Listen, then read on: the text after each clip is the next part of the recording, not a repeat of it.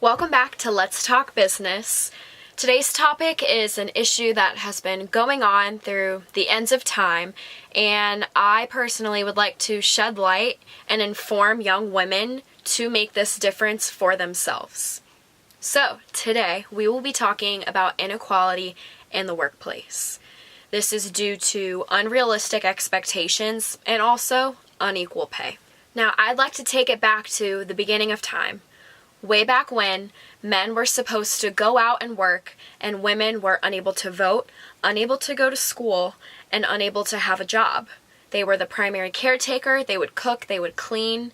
Now, fortunately in 2019, this is no longer the norm. However, that stereotype is still there. How can we expect women to have a successful career when there also are those expectations at home? Now, one aspect of these unrealistic expectations that I focused on when doing my research was maternity leave and childbirth. It's amazing what women's bodies can do when carrying a child and birthing a child. However, when it comes to maternity leave, the standard in the United States is only 12 weeks, and often that's unpaid. Men, on the other hand, can go right back to work, and they're not offered paternity leave. There is a solution to this, and Sweden does it. In Sweden, both parents are offered 480 days of paid parental leave. Not only is maternity and paternity leave encouraged, it is paid in Sweden. Sweden takes pride in gender equality, and I believe it's executed with what they have in place with maternity and paternity leave.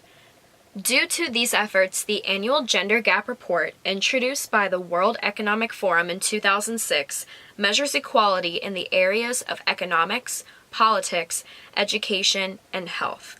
Since the report's inception, Sweden has never finished lower than 5th in the gender gap rankings.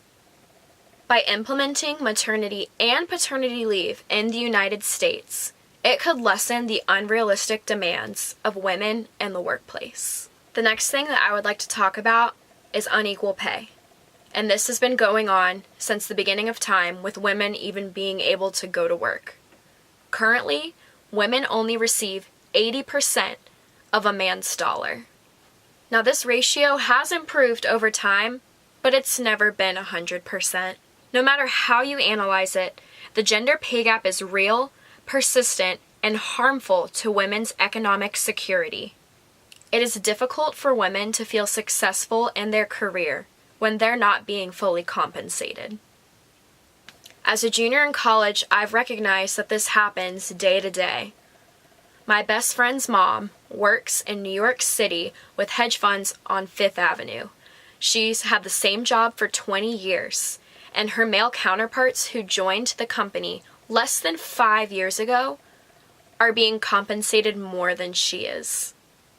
Inequality cannot be diminished with one single task. However, there are efforts in place to close that gap between genders. One effort that I came across in my research is #EqualPayDay. This movement was created to draw attention to this issue and encourage women to demand to be paid the same amount as their male counterparts. This is a social media movement, and it was created by the #EqualPayDay. There's no one solution. However, as young women, I'm talking millennials, Gen Z, people like us who are in college, who are about to enter this workforce, we should demand more for ourselves. One great thing about our generation and just the day and age now is that people fight for what they believe in. People have courage now to stand up for themselves. And I believe that's exactly what we should do with this inequality in the workforce. We deserve more, and we should demand more.